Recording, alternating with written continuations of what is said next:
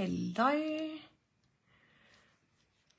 Vi starter lige med at finde det på computeren, ellers så bliver det jo lige lidt svært igen.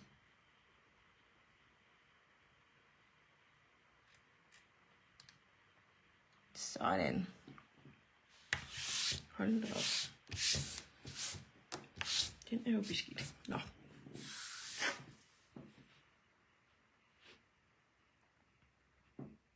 Jeg skal lige prøve at centrere mig. Så også lige nogenlunde for jer. Jeg er også træls, man kun ser et hjørne. Hej Selena, velkommen til. Og vi kan lige starte med at sige godmorgen, eller god formiddag og skål.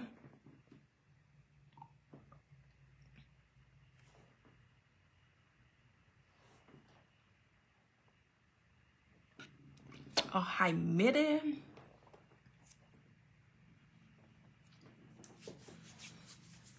Hej Yvonne. Jeg indrømmer gerne, jeg har nogle forskellige idéer. Og jeg ved ikke, hvad vi tager.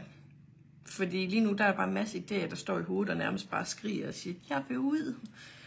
Så vi finder ud af det. Og ja, juni, den skal man nemlig starte i god tid. Fordi hvis man har bare, hvad vil jeg sige, nogle projekter, man gerne vil nå, eller et julemarked, man gerne vil ud og solge sine ting på lidt andet, så skal man altså begynde. Og hej så alle sammen. Jeg kan afsløre allerede nu, i næste uge, tror jeg det bliver, så kommer vi til at skal lave sådan en her. Den har jeg bare lavet noget, hvad vil jeg sige, restpapir jeg havde. Men det bliver sådan en, hvor man kan putte altså taxi, A6-kort og sådan nogle 7,5x7,5 kort i. Og jeg tænker faktisk, at vi skal have lavet en juleedition. Så jeg skal lige, den har jeg altså lavet for noget tid siden, hvis ikke snart 1,5 år siden. Da jeg lavede den, der havde jeg kun til en A6. Den her, den skal jeg så bruge noget fra de her 5x7 die-sæt, der passer på. Som sagt, jeg skal have den målt op igen og skilt ad for at finde det rigtige mål på de her dele. Fordi nogle af dem kører inch, og nogle af dem kører centimeter. Fordi at det skulle passe til det, jeg havde. Så den tænker jeg, at vi prøver at starte op på i næste uge. Og så er det jo ligesom i dag. Og der er jeg jo godt nok lidt i tvivl om, hvad vi skal lave. Fordi jeg har fået den her blok hjem. Og hånden på hjertet, jeg synes, den er monsterflot. Og sidst jeg tjekkede, inden jeg gik på nu her, der var der altså kun en tilbage på lager. Jeg kan godt få flere hjem, men så ryger det på en forudbestilling. Fordi vi får dem nemlig ikke fra Danmark af. Vi tager dem fra udlandet. Men den her, den er simpelthen så lækker. Så jeg ved ikke, om vi egentlig bare skal prøve at kigge lidt på den her. Og så se, hvad der kommer ud af det.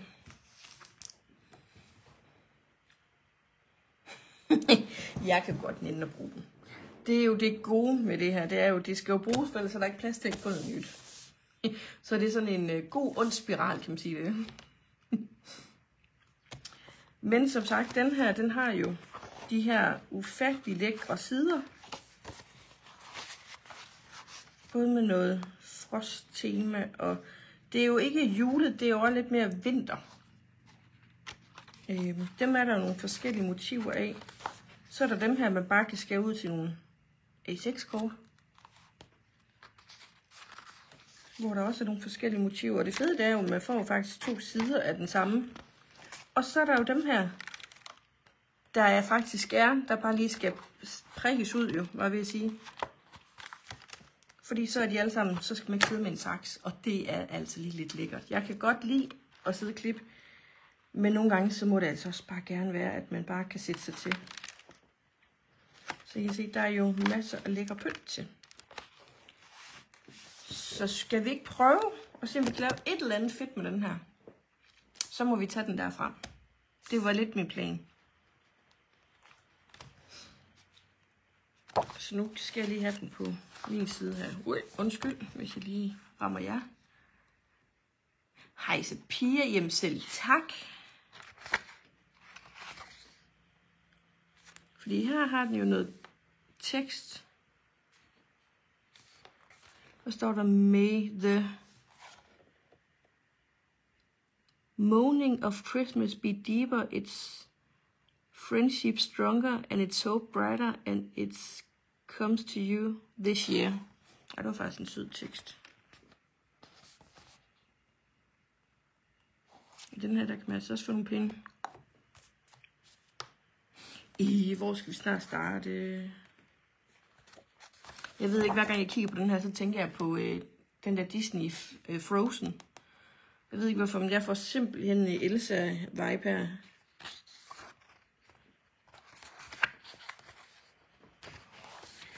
Jamen det kan da godt være, at vi bare skal prøve at starte hårdt ud, og så med en af de her...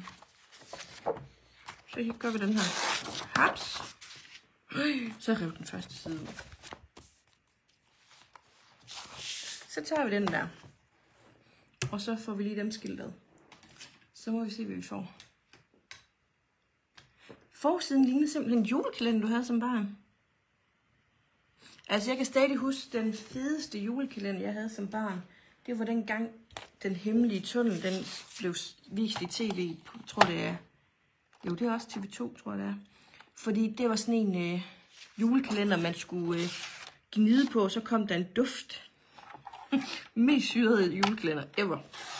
Har aldrig oplevet en julekalender siden, hvor at, under hver låge, så var det en duft i stedet for et billede eller et eller andet. Så kan jeg huske, så i julekalenderen, så lyste den med sådan et tal nede, så skulle man finde sin julekalender frem, og så skulle man dufte, så ligesom det, de duftede til i julekalenderen.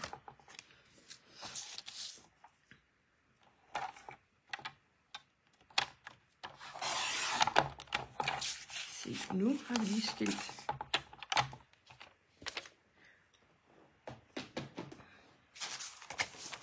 Se, så er der jo faktisk til 4 kort her faktisk. Nu tænker jeg ikke, at vi laver 4 på en gang.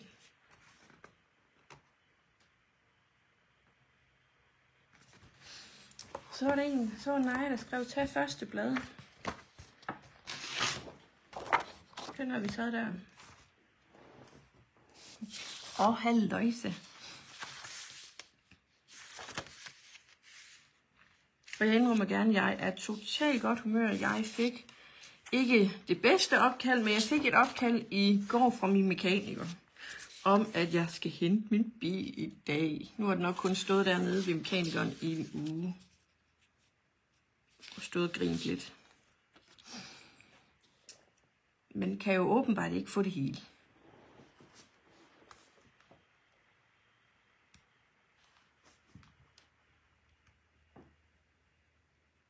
Nej, Pia, kan du huske den? Det er sjovt. Jeg har den faktisk. Jeg tror, jeg fandt den for et par år siden på DVD, og så tænkte jeg, den må jeg have. Så jeg har næsten alle, var ved at sige, de gode gamle julekalender på DVD. Og det er så træls, at man ikke har en DVD-maskine mere. Men jeg vil ikke af med min julekalender.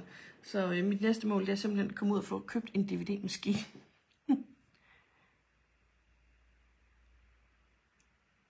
Ej, skibet, det vidste jeg faktisk ikke. Jamen, den er jo fra før min tid jo. Skibet i Skilteskoven. Så nok derfor. Fordi, den har jeg så også set til hudløse sider. Med linje 3, der er de sjove nisser her. Yes. Jeg synes ikke helt, den her ark, den passer til. Jeg tror, vi skal så over i noget, der er lidt mere blåt.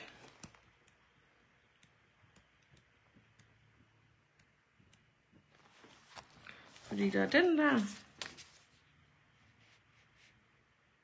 Den passer umådeligt meget godt til. Vi tager den i stedet. Og arbejder lidt med. Så lægger vi lige den derind. Whoopsie. Jamen, jeg ved, den hemmelige tunnel, den må jo være fra... handler jo om, da Storebæltsbroen blev bygget. Fordi det er jo de der nisser, der vågner op i det her boralarm. Da Storebælt er i gang med at blive bygget. Så dem må jo være Det er vel, slut 90'erne. Ja, Jul i Gammelby, den kommer man heller ikke helt galt i byen med. Den er så sød. Jeg har jo også en lille forkærlighed til, kan man sige, den uofficielle efterfølger, den der Hallo det jul.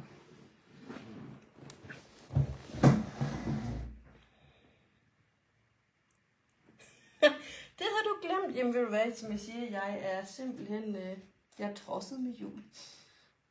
Og det er jeg.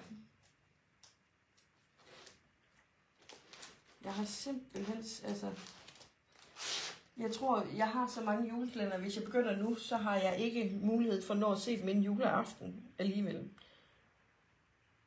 Fordi jeg har simpelthen så mange, elsker julekalender. Ups, nu skal vi lige se, hvad har vi af dice og lege. Skal vi have nogle rammer af en eller anden art?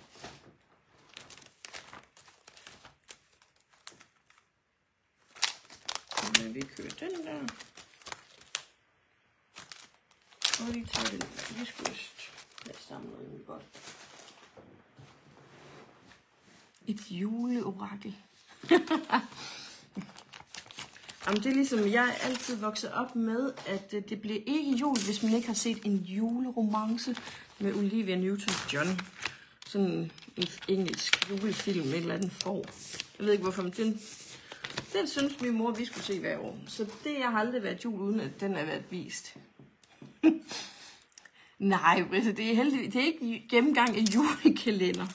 Men det kan vi tage i part 2.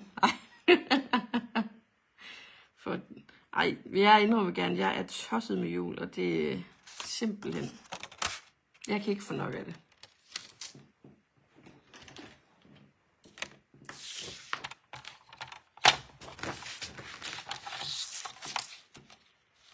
Julekalender og Morten Korch-film, så er jeg godt kørende. Jeg siger det bare, så er min dag ligesom reddet.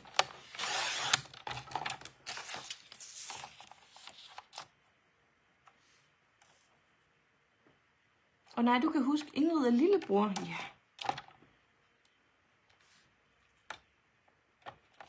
Jeg kan huske, min mor lokkede mig til at se Magnus Tagmus en gang. Der stod jeg sådan lidt, er det virkelig det, du mener, jeg skal se?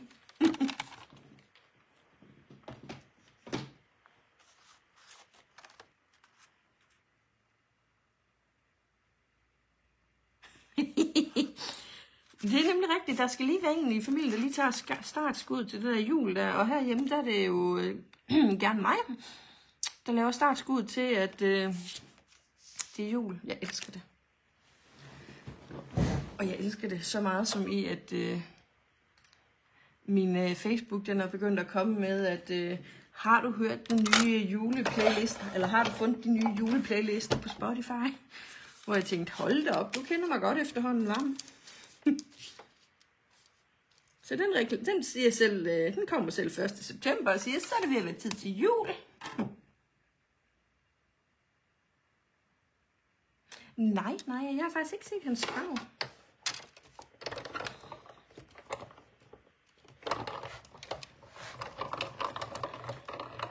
Hvad står der? Og ved os skal vi altid sætte Nødebo præst. Ej, den er altså også god. Nødebo præst, det går.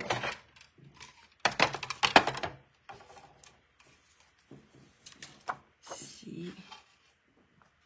Bum. Så kan vi lige lægge den tilbage. Så sådan, jeg prøver at holde styr på alle de her kære sketchsæt.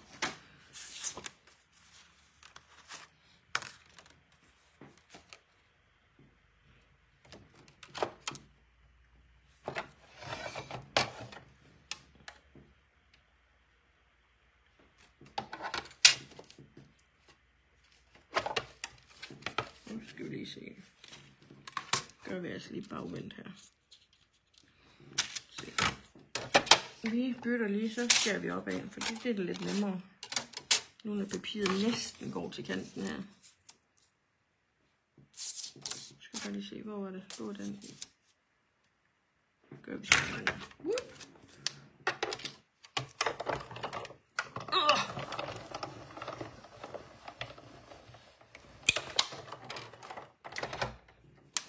Jamen, jeg bruger Sketch 6 og Sketch 5. Jeg vil sige, Sketch 5, det er min ultimative go-to, fordi den firkant eller rektangel, der ligger i den danner base for mig i hvert fald på alt. Fordi den passer med, at du har stadig en lille tittekant rundt på papir, eller ud til kortbasen, og de andre lag, så får du lige en lille tittekant stadig. Så 5'eren, det er mit ultimative go-to.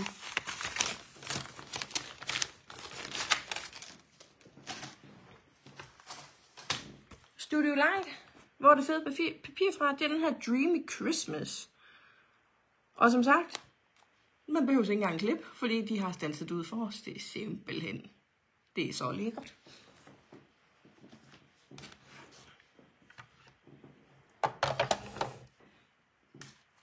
Så det er et og samme kit. Nu skal jeg lige se her. Jeg skriver Britta.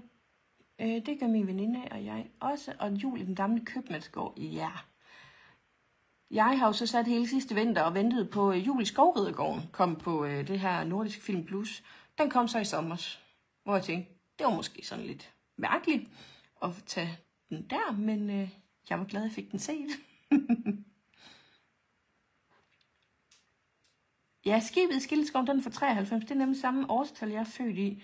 Så jeg har kun genset den. Men jeg synes, den er sød alligevel. Vi prøver os til at få... Og vi prøver også at få set juleballen i Island. Juleballen i Island, ved du hvad? Det er nok den unge mand herhjemmes yndlings julefilm. Altså... Kunne han se den hele året rundt til juleballen i Island, var ved at sige Far til 4 byen, så vil han det. Han vil simpelthen kunne se den 24 timer i døgnet. Altså. Og så er det jo så det, når han så begynder at snakke, ligesom han er fra den tid, så begynder man først at sidde og grine lidt. Nej, Britta, det er ikke fusker. Det er det ikke, nej. Vi er bare mega heldige, vi har noget papir og noget, der passer sammen. Fordi prøv at se, så kan man jo altid tage nogle dele ud.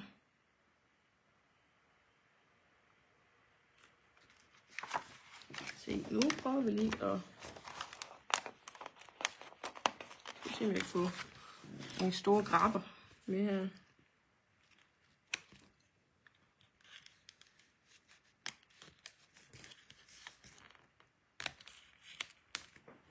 Prøv at se så. Her der vil jeg så lige tage en lille saks, bare for, ellers så har vi de der små dutter.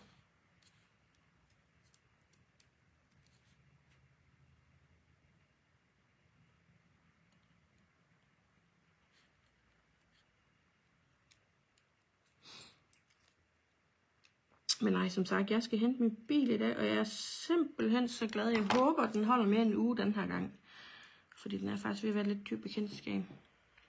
Se, så kan man jo begynde at bygge lidt op.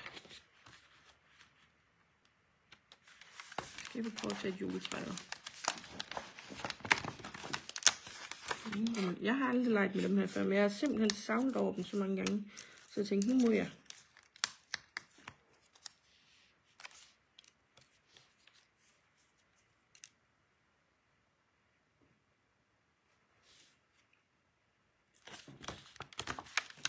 Vi prøver bare lige at se.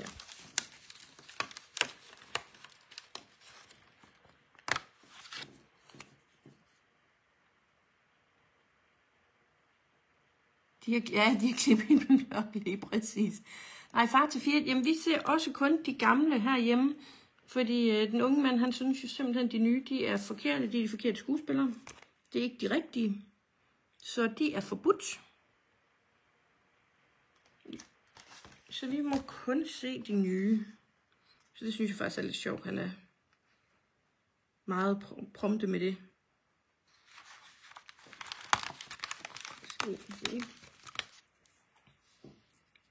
Så kan man smide et lidt snow på.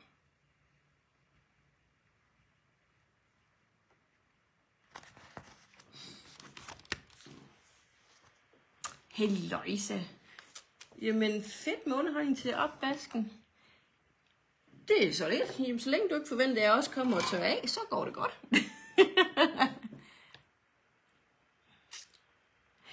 Jeg kan godt se, at der er et eller andet med en hvidkant der. Det ser lidt sjovt ud. Men måske det nok kommer. Vi skal nok finde ud af det. Om ikke andet, så tænker jeg, vi lige smider... Vi smider ikke med noget her. Vi sætter den lige på en base. Smider, det kan hurtigt blive noget værre rod. Især når jeg smider det på gulvet nu her. Gud, hvor er jeg god.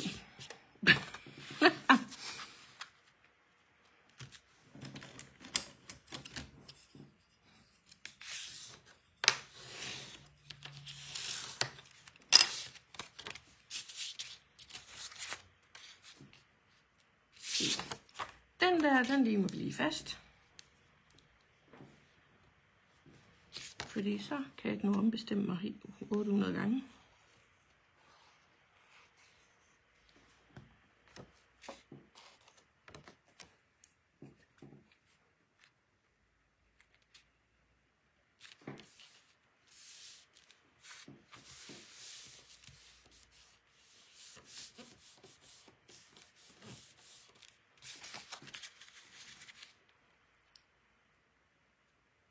Se, så sådan der, den passer jo meget fint til.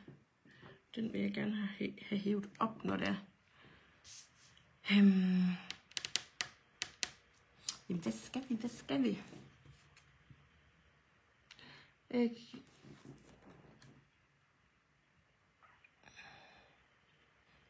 Kan jeg huske, at min morfar var vild med de gamle film, og da han skulle begraves, fik vi gjort, så der blev spillet af Dus med himlens fugle. Hvor sødt.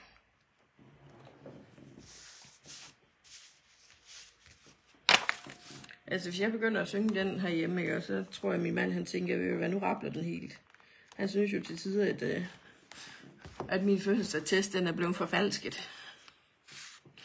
Altså, han synes godt nok, at det kunne jeg godt lige blive lidt yngre igen.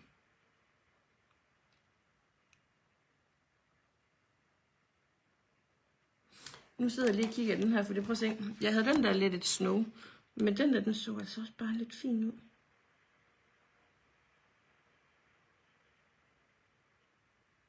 Så skulle vi ikke til den i stedet.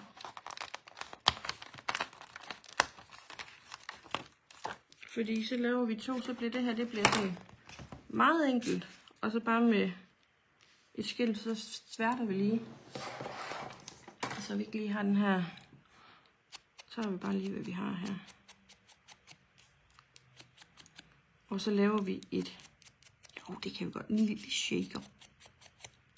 Eller et eller andet. Se, så kan vi jo faktisk ikke se, at den var hvid.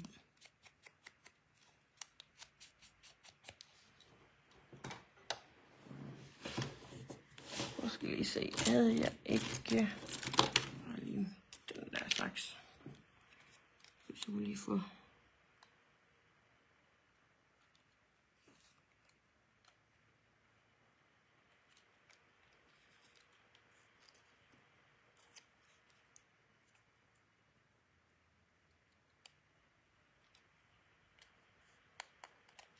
men jeg kan godt lide, at det er sådan, var ved at sige lidt, altså, forstå mig ret, den er jo ikke lige. Det er lidt skæv. Den buer lidt. Det er nok mere rigtig end skæv.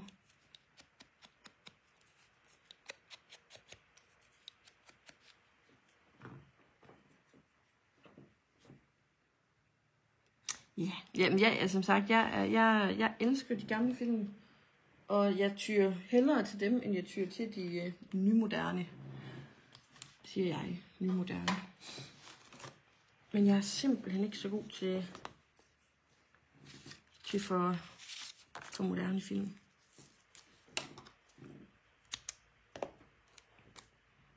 Og så lyder sproget jo også bare helt anderledes i de der gamle film. De lyder så pænt. Pænt og korrekt.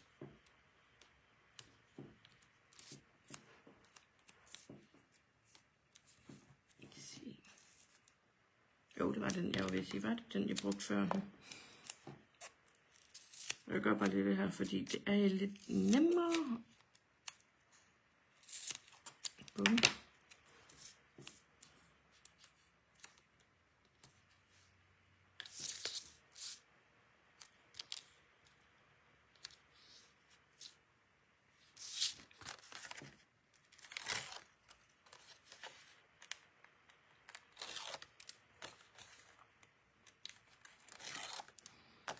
Så Sønneke, han er også helt vildt glad, fordi han må komme med til mekaniker i dag. Det siger han, det har jeg jo aldrig prøvet før. Så nej, det er heller ikke ligefrem det, der stod øverst på min ønskeseddel, at man skal til mekaniker. Men nu har den som sagt stået der og grint i en uge. Og jeg har stået her hjemme retten i en uge, så det, jeg tænker, det bliver godt. Ej. Så troede jeg, at jeg taget den, der hed Let Snow, så stod der Happy Holiday. For dæsen, Jane. Det er da lige at få de der linser rigtig i øjnene igen.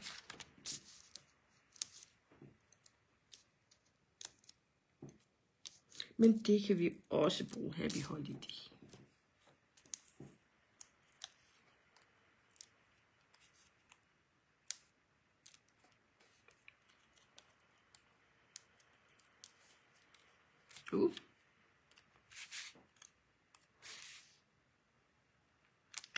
Så lægger vi den på der.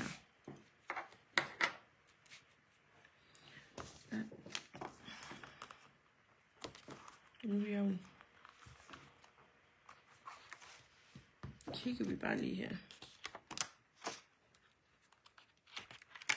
Jeg hører samtidig, at de gamle film går så langsomt, at folk ikke kan forstå, hvordan jeg kommer vågen til dem. Når jeg ikke kan til de nye. Hemmeligheden er, at det kan jeg heller ikke mere at se dem så mange gange. Jamen lige præcis, og jeg sætter faktisk også altid de gamle film på, netop fordi, at jeg skal ikke sidde og fokusere og følge med i en handling, fordi ja, jeg har set den til hudløsheder. Så går man lige glip af 5 minutter, så er det jo ikke fordi, man har gået glip af hele handlingen. Det kan jeg godt lide. Og det er nok også derfor, jeg er så dårlig til at se serier, fordi det der med, at så skal jeg prompte sidde og følge med, for ellers så kan jeg ikke følge med i næste afsnit. Det gider jeg ikke. Jeg er simpelthen ikke god til det. Ellers så skal det være sådan en serie, der bare virkelig fanger,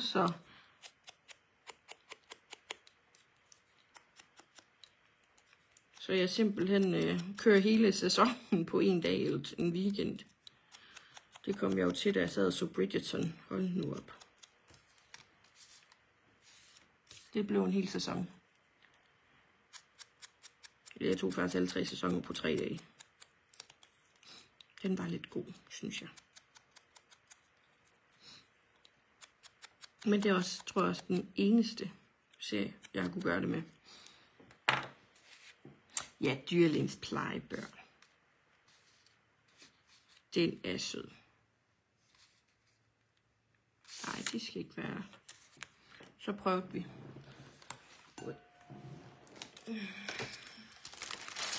Nu prøver vi lige at se, fordi at jeg har nogle dots, jeg stort set aldrig bruger, fordi de ligger i en forkert kasse. Det er jo træls. Så jeg tænkte, den der. Eller var det den der? Vi er helt klart på de mørke.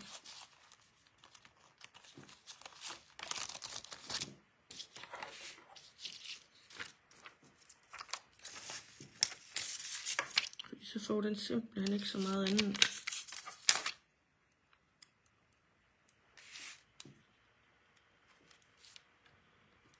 Tænker jeg, så får vi prøvet at lege lidt med alle de her udstandsninger på et andet kort.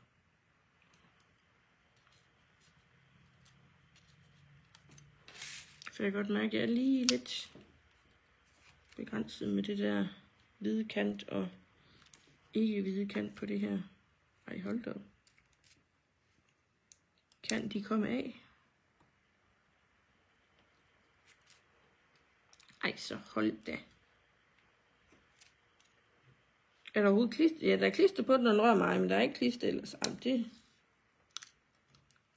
spændende dot.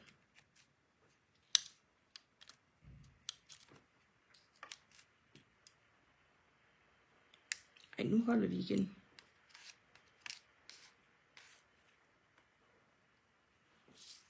Det er jo ikke mig, der ikke kan finde ud af at tage en dot af. Eller det kan det sagtens.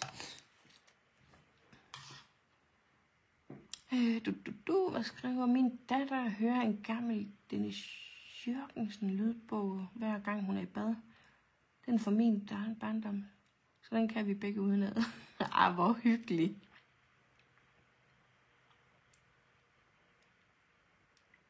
Og Lone, du vil helse krammer. Min morfar var hestemand, og tror bare, vi blev opdraget til at det var hyggefilm. Jamen, det er også hygge. Lækre glemmer også. Jamen, dem her, de er fra Marianne Design. De her glemmer det også. Nu, jeg vil sige, hvor min lim, ja, den har jeg i hånden. Ej. Hej, Joen. Den får altså lige en gang lim her, for ellers så kan det sidde med den i hånden. Prøv at se nu. Jeg skal ikke røre mit kort. Det kan det simpelthen ikke passe. Hver gang jeg tager en dot, og jeg kommer i nærheden af den, så skal vi ikke have så meget lim på rundt. Så vi rykker lige den der. Jeg tænker ikke, vi putter så meget mere på den. Til gengæld, så var der jo det der i overskud. Og der tænkte jeg, der kunne vi da godt prøve at lave noget sjov. Udlom hej. Fordi nu skal jeg skal lige prøve at måle den der, fordi det kunne være sjovt at proppe den der inde bagved på en shakerrude. Jeg skal lige have fundet min lineal. Jeg har sådan en lille kasse her med alt godt for gemmerne. Så den er groft.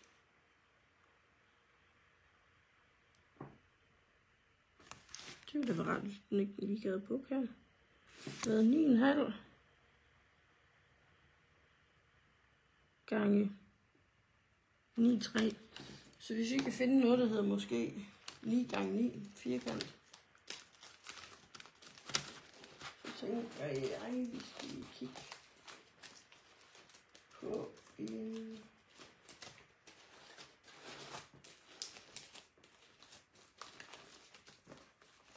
som sagt, nu er det lige fri leg her.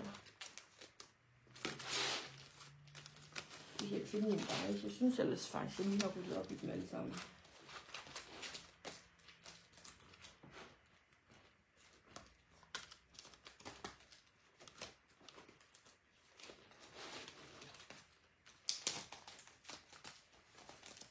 Men så kan jeg godt se, at der er også hjulpet at stille den rigtige plads.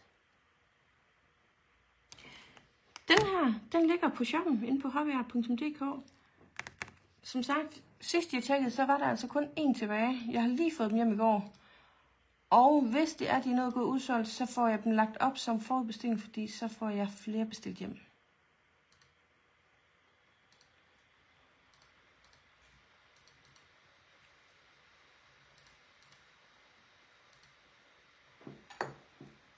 For det kunne den nemlig godt risikere at være. Fordi jeg kunne se, at bare i morges, der var det åbenbart gået lidt stærkt med dem.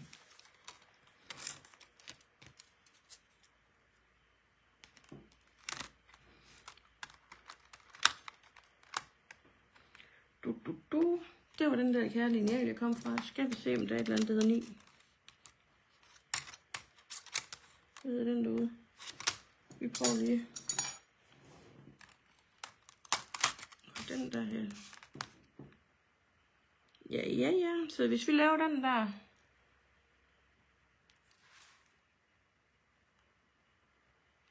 Nej, de er desværre gået i restordre for den nice. Jeg har haft den som forudbestilling. Fordi jeg ved, nu kommer der mange messer, og folk de er glade for at købe. Kan jeg lige fornemme på messerne. Så derfor har jeg haft den som forudbestilling. Så jeg har den faktisk ikke engang hjemme. Og den er gået i restorder, så den kommer først til oktober. Slut oktober igen. Så før kan jeg heller ikke få den. Desværre.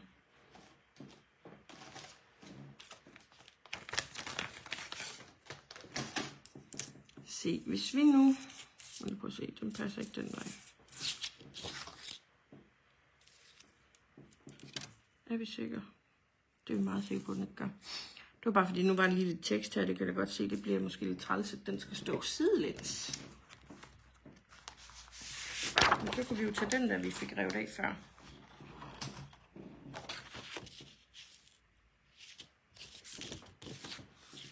Fordi vi skal jo have plads til, at vi skal have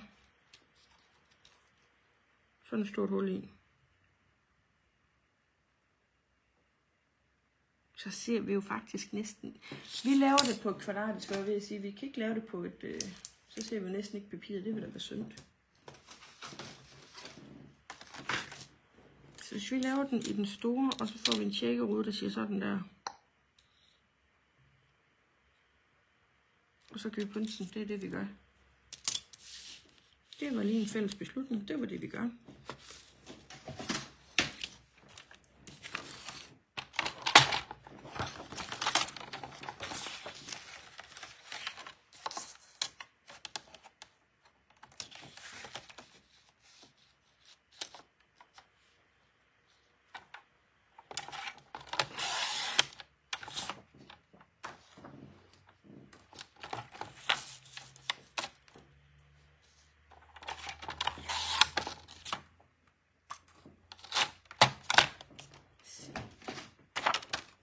Så kører vi lige den der ud. Vi bytter lige om på mine igen her. Så jeg skal rigtig ned i den slitte.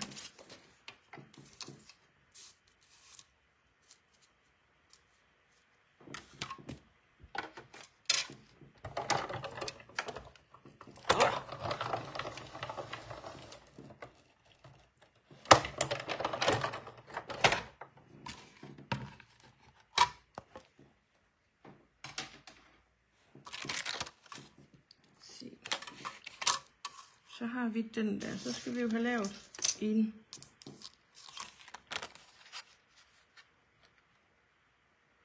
rude. Nu prøver vi altså lige at standstille derud. Der var det der vindue. Nu trykker vi lige ud her. Det er jo det skønne ved det her.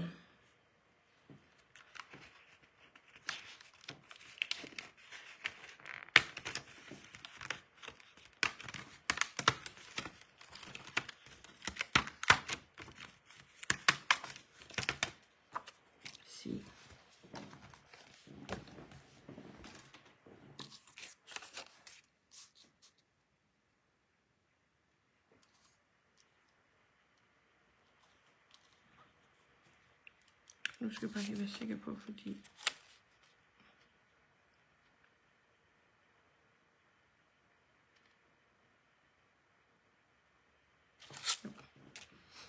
vi gør den der.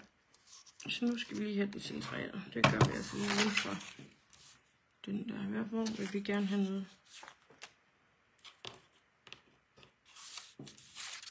Skal det se her ud? Ja, det skal den. Den skal vende den vej.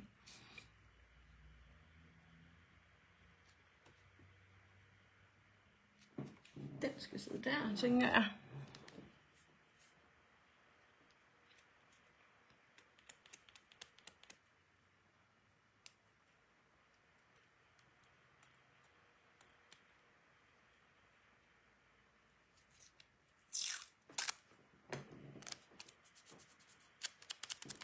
Lige sådan her, så den ikke lige klister for meget.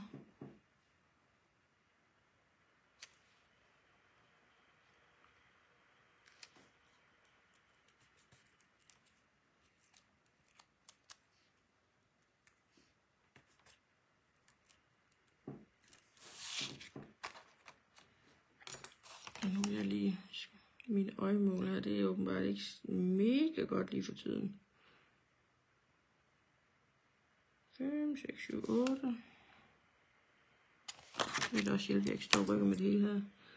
Så 5, 6. Ja, det er godt gå. Jeg er ikke panik med, at det skal være på millimeter, men altså hvis der er en halv cent, eller hvad vil jeg sige, 3-4 millimeter til forskel, så kan jeg godt blive lidt træt af mig selv.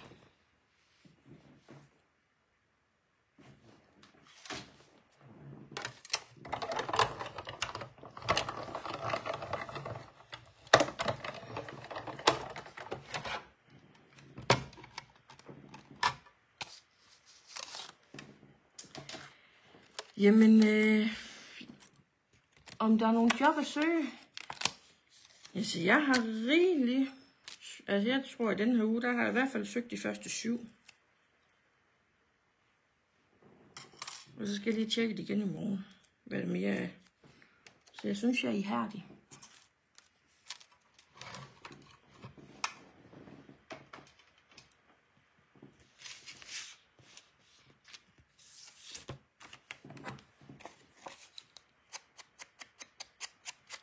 Fordi kommer vi til at se en kant, så ser vi ikke lige den hvide. Det behøves vi ikke lige på den her.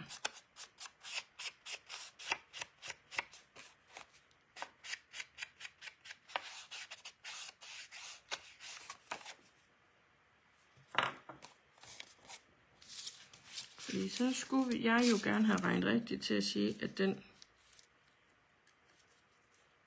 ville kunne sidde derinde. Cirka.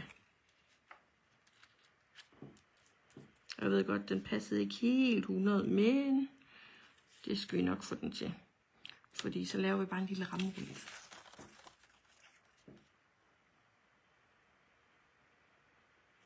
Det kan jo så godt være, eller hvis man er meget specifik, før man kun vil inden for en bestemt ting. Altså jeg søger meget bredt.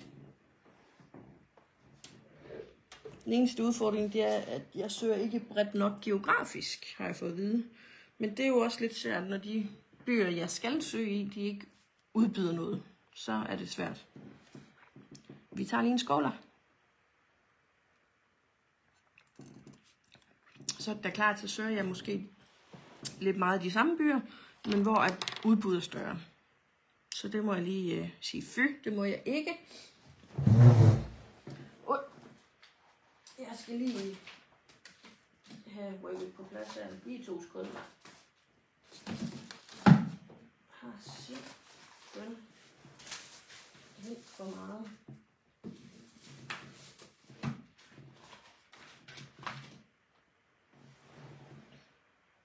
Sådan der. Jeg finder lige noget acetat.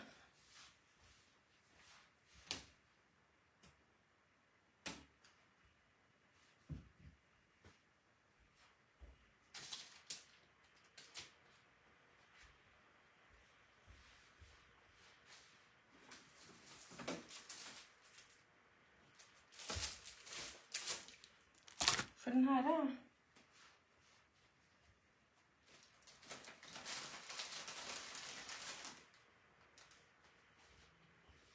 Ups.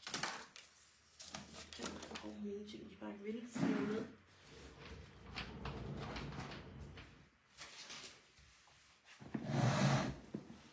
Sådan der. Fordi så rykker vi lige rundt med det nummer 2 ting på her, for der ligger en lille paljette.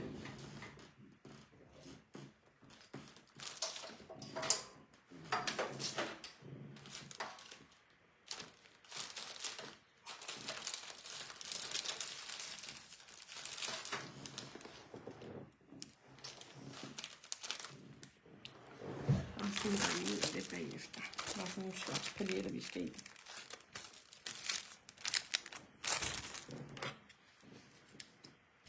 Og hej til Connie. Se så.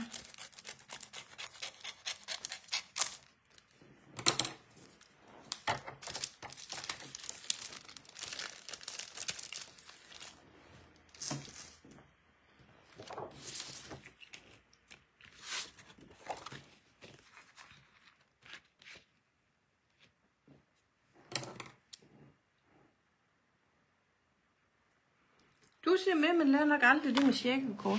Man skal aldrig sige aldrig. Lige pludselig, så kan det være, at den lige sidder der. Og heldigvis, ved du hvad, så er det jo ikke en livsbetingelse at kunne lave shakerkort. Der findes jo også så mange andre lækre typer kort, man kan lave. Så gør vi sådan der, og så...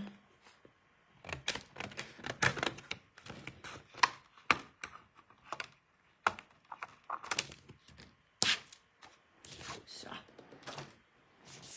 Skal vi lige se, om jeg har været heldig. Om jeg har været god, det har jeg. Se, den passede.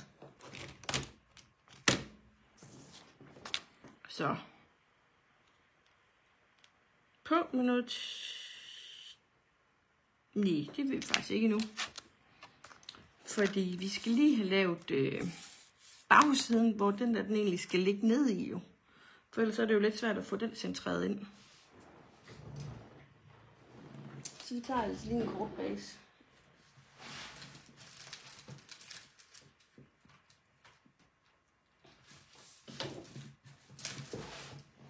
Og lige få lavet det først.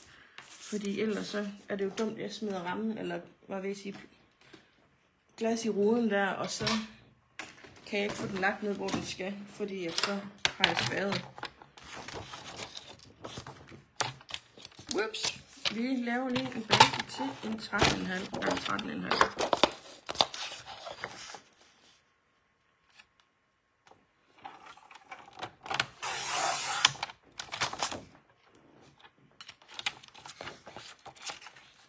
13,5. Og 13,5. Det works. Så skruer vi.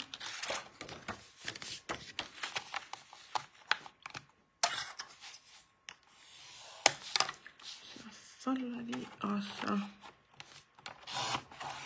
skærer vi. Så.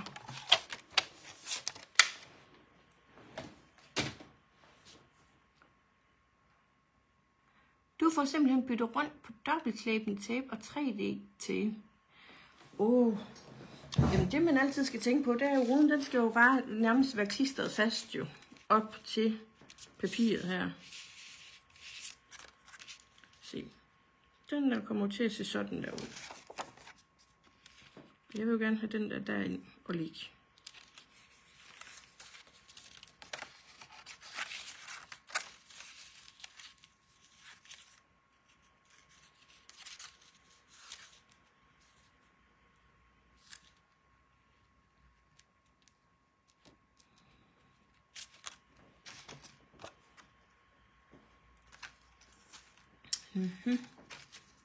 Skal vi se, hvad vi gør. Vi skal lige have en kant af et eller andet herinde bagved. For at den kommer til at passe. Nu gør vi lige. Nu prøver vi lige. Som sagt, fordi den passede jo ikke 100% på.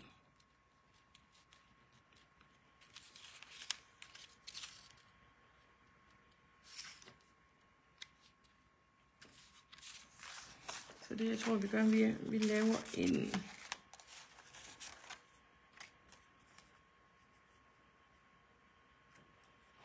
Vi kommer til at lave noget sjovt nu her. Ja. Ruden til den. Bum, bum. Hvad var det, jeg tænkte nu? Det går godt, hva'?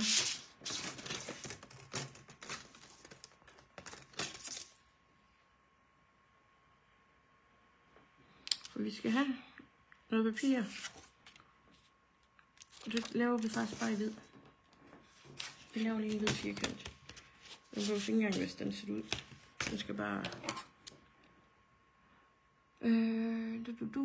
Og når jeg starter på et nyt kort, siger til mig selv, husk det er nyt. Og så bliver jeg så ivrig at fortælle det.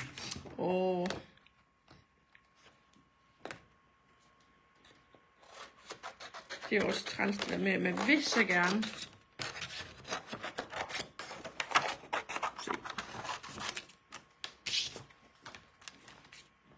Nu gør vi lige sådan der.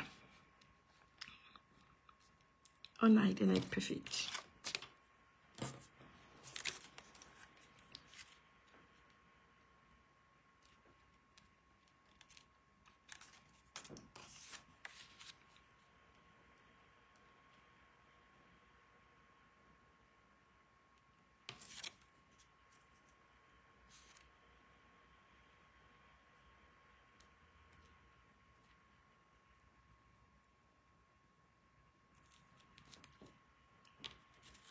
Vi gør lige den der. Og har vi ikke et eller andet skrive noget? Det har vi her. Gør vi lige den der. Og gør lige den der. Fordi så får vi lige den der lim på der. Så kan vi nemlig ikke gøre så meget med denne her. Fordi så smider vi en ekstra kant på den der. Så vi lige får lukket lidt mere af. Lene, hvor har nu lagt din lim hen? Den har stillet derover.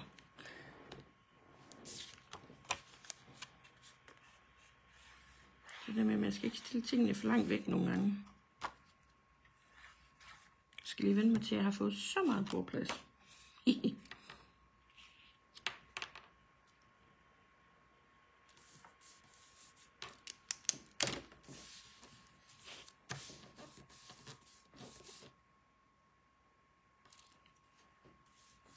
Se. Vi sætter lige lim på den. Vi sætter låg på lim, vi sætter ikke lim i låget. Tænker de cirka hvor man laver cellofanpose, der klippes til, som når bøger pakkes ind. Man giver mig et hul til at fylde til. Ja, Pia, det må jeg ærligt indrømme. Jeg synes faktisk, det er den sværeste måde. Og jeg ved ikke hvorfor, men det er nok fordi, jeg føler, at jeg skal bruge så meget shaker mix.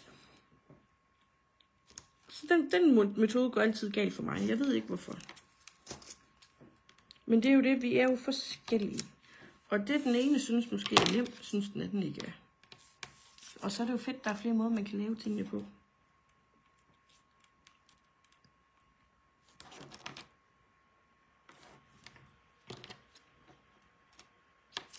For jeg synes nemlig, det der med en pose der, så tænker jeg, ja, det var så den pakke paletter, fordi der kunne lige være en. Kun være til et kort. Ellers er det fordi, jeg overfylder. Det kan også snilt være det, der er problemet.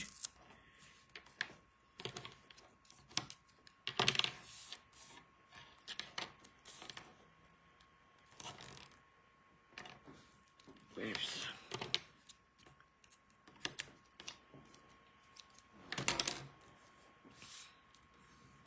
Og jeg er sikker på, at tapen den bliver, hvor den er.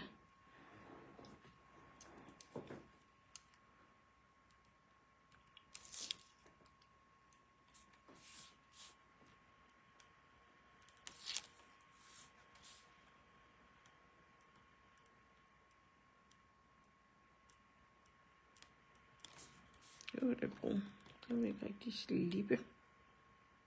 Men det skal den.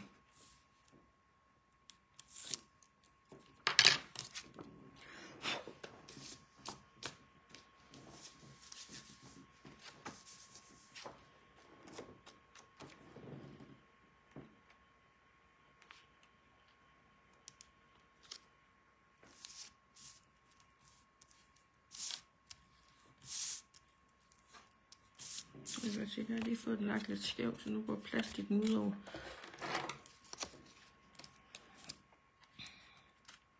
Det er det der med, når det er røde tape der. Når det først er lagt, man kan rigtig fortryde det igen.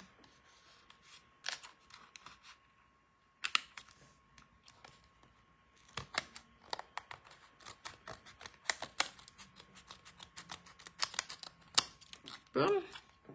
Så kan man ikke se det. Se. Det ser jo meget fint ud indtil videre.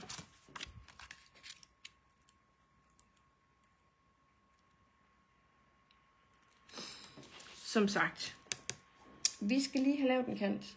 Og til det,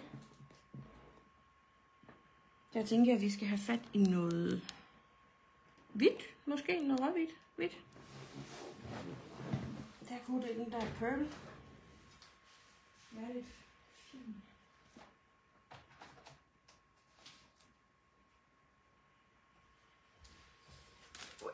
Det der med lige at finde sine ting igen, efter man har haft dem med på messer. Nu er jeg jo til skrab i Billund der. Så jeg har pakket ud. Men sikkert ikke der, hvor det stod før.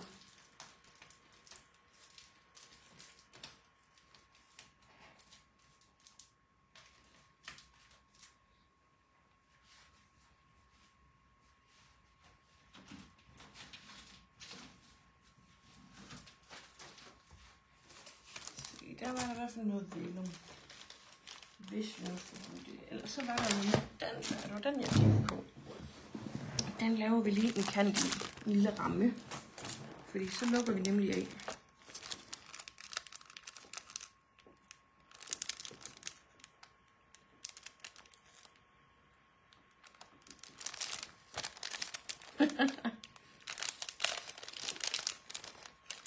Den til dig, Pizza.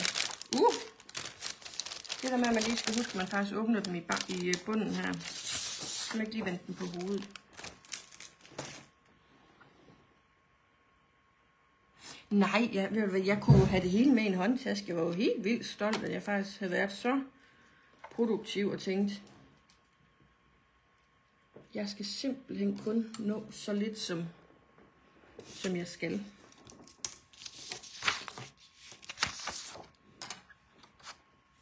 Se.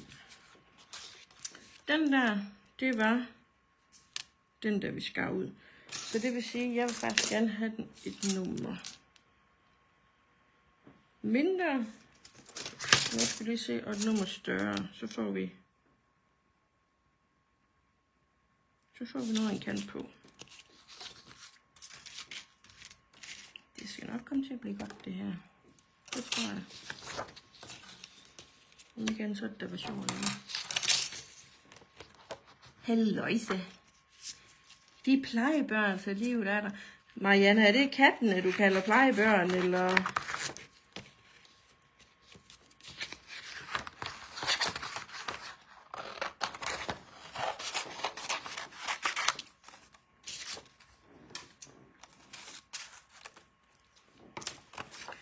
Så gør vi lige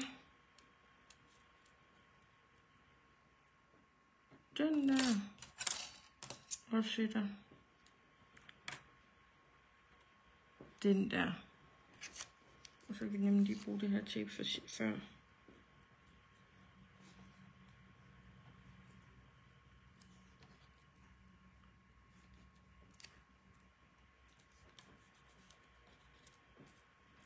Skal lige have lidt mere her.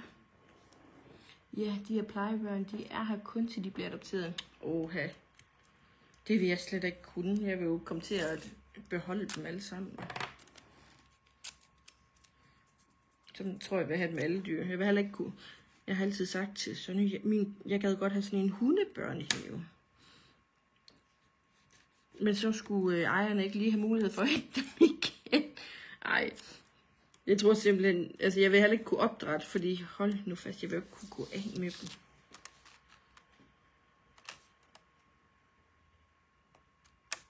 Der har jeg altså lige lidt for meget dyrehjerte, kan jeg godt mærke.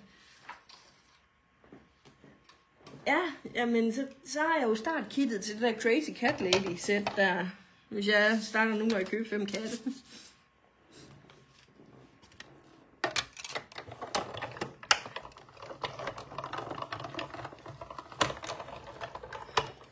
Min søn, han vil rigtig gerne have en kat, fordi han synes, det larmer lidt mindre end hunde. Og der er både mig og Sonny, vi er jo hundemennesker, så vi stod sådan lidt, ja, hvem skuffer ham med at sige, vi får ikke kat?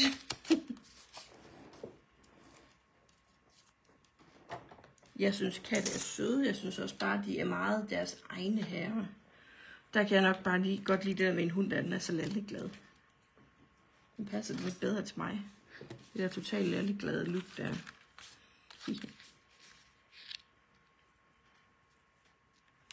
Se, og så gør vi den der. Kan vi fornemme det?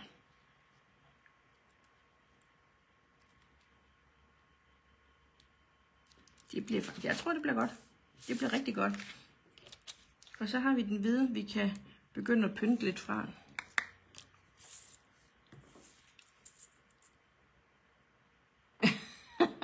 Men så tror jeg først, jeg blev bandet fra Facebook, hvis jeg også begynder at synge. Og det er simpelthen fordi, der vil de så nok skrive, at det vil de ikke byde folk.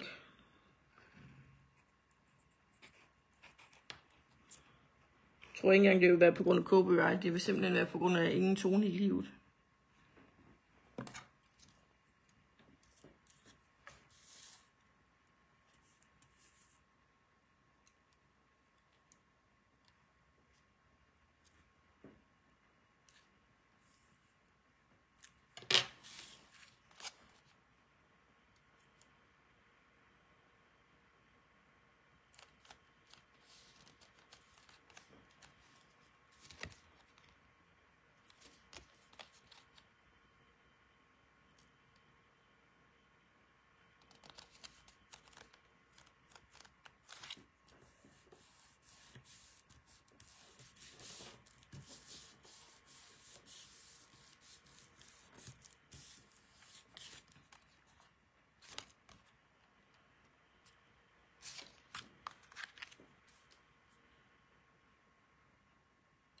Det er godt det her, det er jeg sikker på.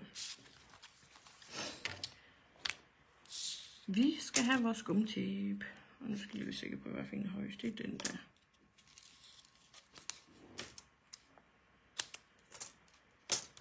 Nej, alle dyr fortjener et godt og blivende hjem.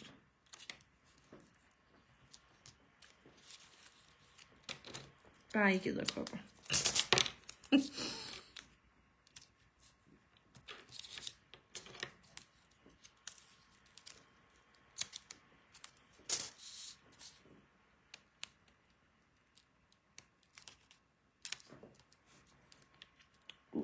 Kan vi lige få den der under.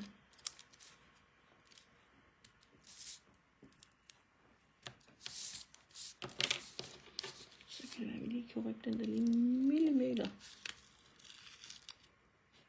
Det kan at der bliver luft imellem. Vi gider ikke sådan et tjekkekort, hvor vi tjekker, og så står den på gratis støvsugning bagefter.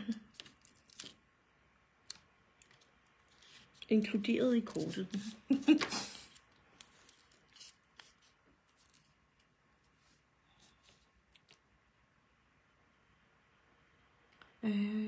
Hvis jeg var engang så sød at sige, at det var synd for børn, hvis jeg sang for. Jamen altså, nogle gange ikke også, så må man jo lige kende sine begrænsninger. Og som sagt, jeg tænker nogle gange, jeg er den nye Mariah Carey, i hvert fald når jeg sidder i min bil af selv. Men derfra så ligefrem skal byde andre det. Der er faktisk lidt vej endnu. Og det skal det lige komme an på. Kommer Aha med Take On Me, den gode 80'er, så kan jeg ikke love for, at der ikke bliver scrollet igennem, så man får en høreskade. Det er simpelthen en af mine yndlingssange all time. Endnu en grund til, at jeg nogle gange føler, at jeg følte det forkerte over 10. Den er simpel. Det er god musik, det blev altså lavet i 80'erne.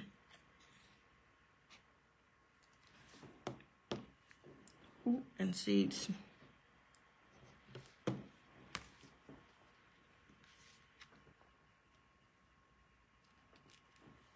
Lige se her. Ej, jeg sidder bare her og tør fingre i bukserne. Det var dumt. Specielt når jeg har taget mine pæne bukser på. Fordi jeg jo skal ned til den her.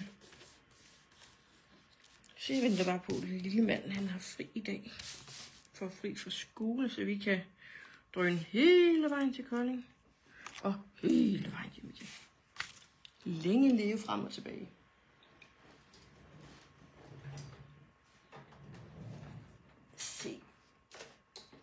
Vi skal have lidt pulver.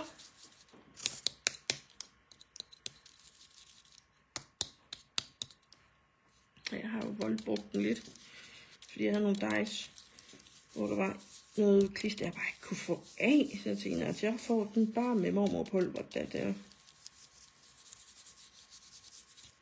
Og det gjorde den.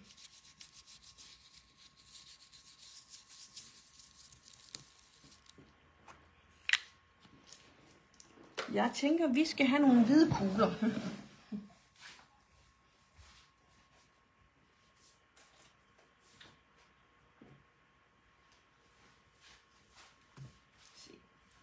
Skal lige lidt korpus her. Vi skal have nogle hvide kugler. Det lyder slet ikke forkert, når man siger på den måde. Julekugler. Så I kan jo lige prøve at gøre den der måske. Så prøver vi lige at lave den lidt bagvendt.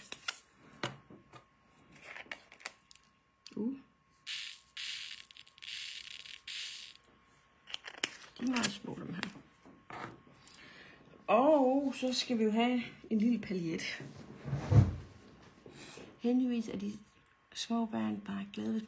Ja, herhjemme der har vi også altid brugt det der med at synge. Og det er jo så nok også resulteret i, at den unge mand, han tror også selv, at sangstemme, det ejer vi. Og det gør han ikke. Det lyder simpelthen. Jamen det vil jeg gå så vidt til at sige. Det tror jeg faktisk nærmest er tortur nogle gange. Nu sidder jeg og tænker, skal vi smide den blå, eller skal vi smide den sølvpaljet i? Jeg har ikke noget i lyserød fremme. Jeg har også en guld. Og det kan da godt se, det kan I da slet ikke se her. Hvad er vi ude i? En blå, en sølv eller en guld?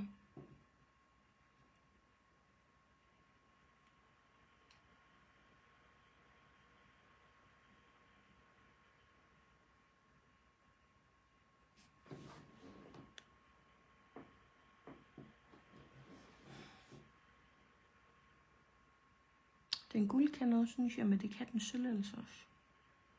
De kan noget alle sammen.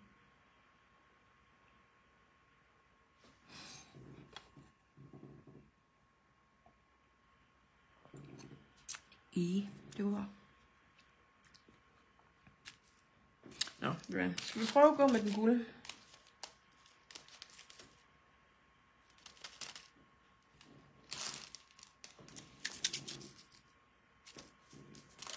Vi prøver at gå med den guld.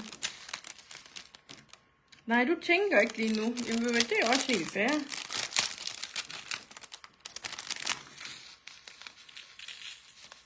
Gør lige den der.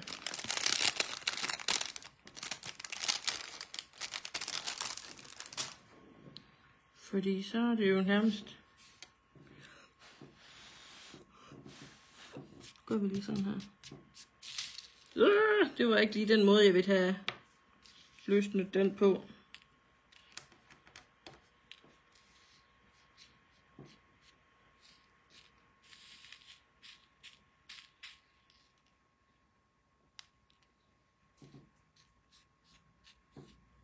Ja, man kan ikke få det hele, som man vil have det. Vi gik en guld.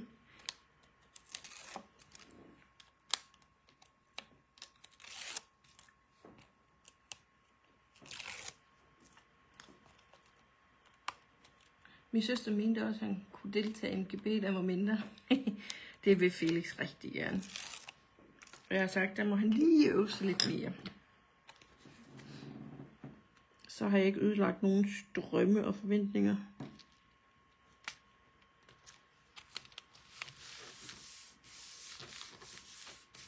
Blot sagt, vi lige skal øve os lidt mere.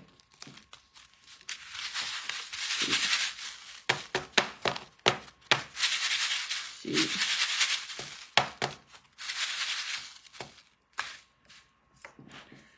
Så, nu ruder jeg lige lidt op her undervejs, fordi der er godt nok kommet mange løse dele.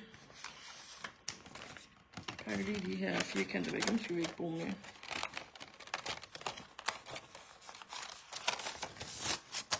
Haps. Og væk med dig.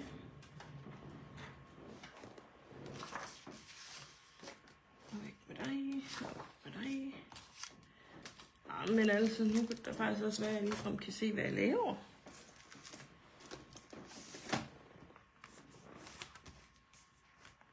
Men jeg synes, det er fedt, at de der unge børn, at de har nogle drømme og håb, de gerne vil være med. Altså, det skal de også have.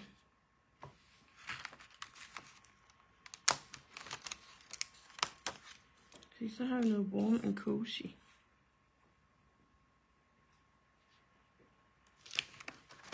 Nu prøver vi lige at stanse. Nu prøver vi lige at dutte lidt ud her. Nu må vi se, hvad vi får brugt.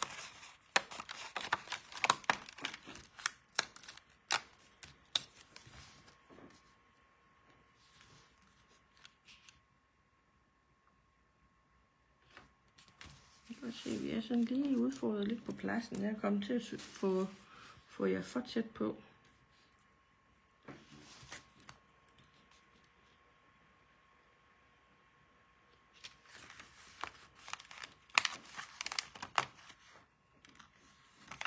Kogle, det kan vi jo.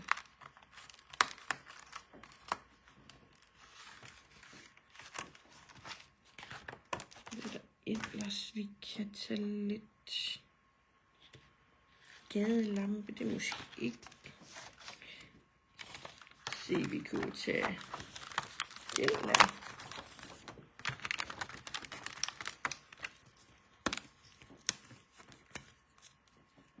Den vil da passe umægtigt godt derop.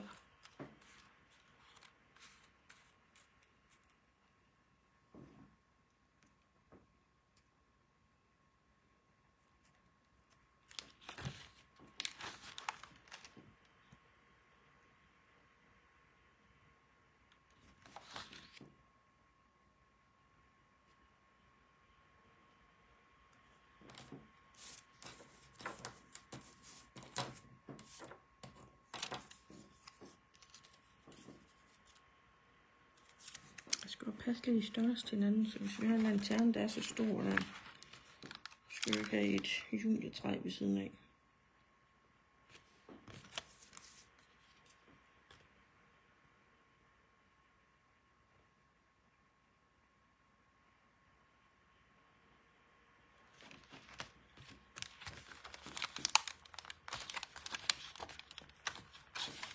Og der er kun en side at sidde og rive i her.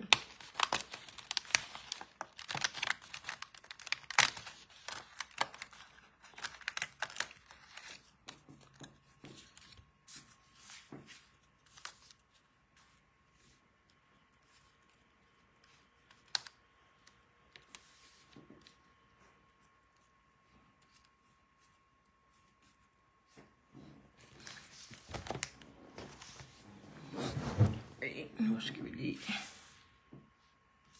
Nu prøver vi lige at gøre sådan der, så ser vi lige.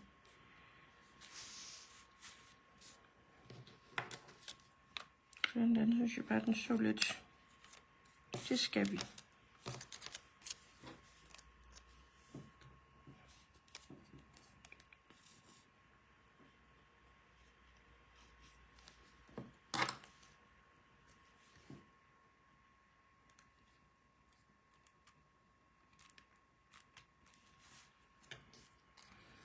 Og den der, den skal have nogle dutter.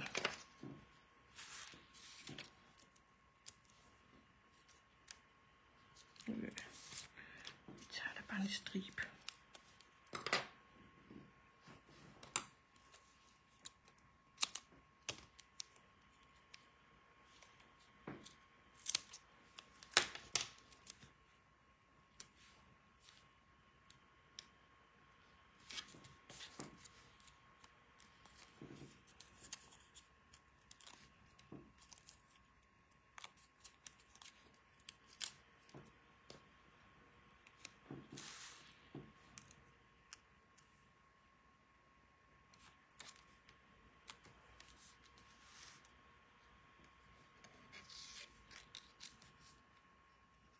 Jeg synes altså godt, den der må komme derind og sidde.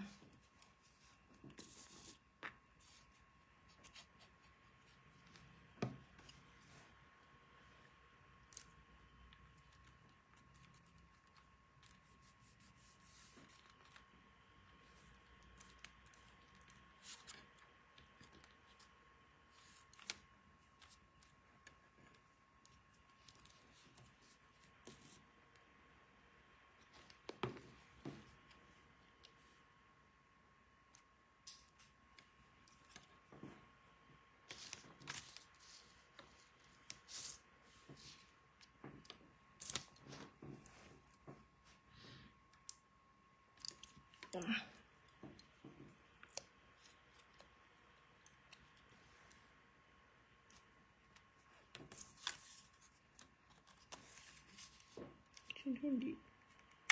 Sådan en der er skud.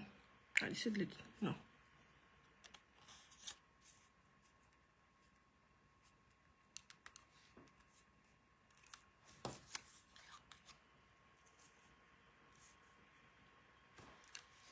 Skal vi have nogle træ herovre, eller bliver det for meget?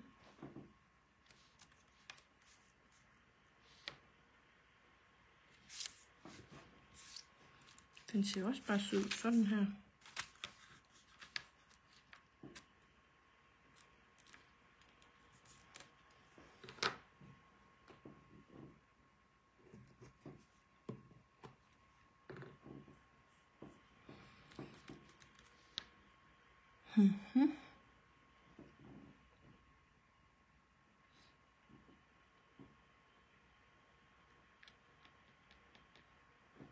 Nå, hvor har jeg nu lagt den nu?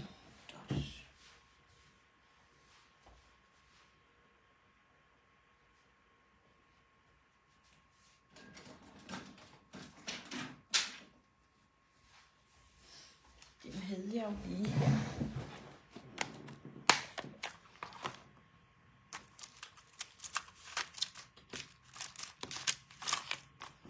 Med guld. Ja, det er den her.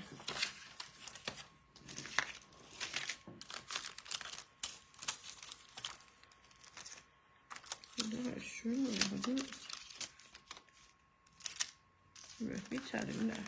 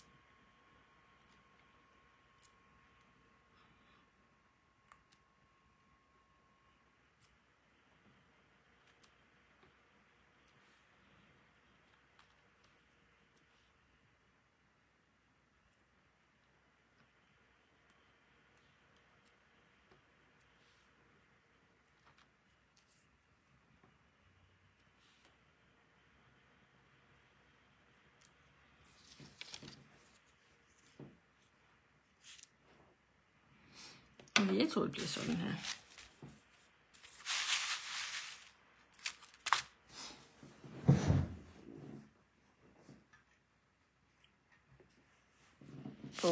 Jamen hvad, det var da så dagens 2 kort, der blev lavet.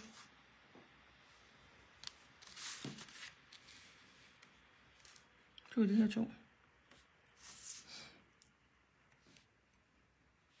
Og som sagt, bloggen her, hvis den er blevet udsolgt, jeg er altså ikke sikker på det, så rører den på som forudbestilling, så man kan lægge en ordre på den, hvis man gerne vil have den. Fordi det er ikke nogen, vi får fra Danmark af, så derfor er der lige lidt levering på dem. Hvor er I søde. Tusind tak. Om ikke andet, så vil jeg have fundet, hvad vil jeg sige, gjort min fars lånebil, hvad vil jeg sige, klar til, at jeg kan fræse mod Kolding og hente min egen bil snart. Håber jeg. 7-9-13. Om ikke andet, så tænker jeg, vi ses om ikke så længe igen. Som sagt, vi starter op på den anden her i næste uge. Om jeg har en blok med gul og lilla. Louise, er det sådan noget ligesom den her fra Studio Lights, hvor der er noget die cuts i, eller hvad tænker du? Ellers så send mig en pb, så prøver vi at finde ud af det der. Men som sagt, vi snakkes og vi ses, og næste uge, der har vi et projekt, vi kommer til at dele over et par gange. Vi skal sidde og hygge os med. Det glæder jeg mig også til. Hej hej.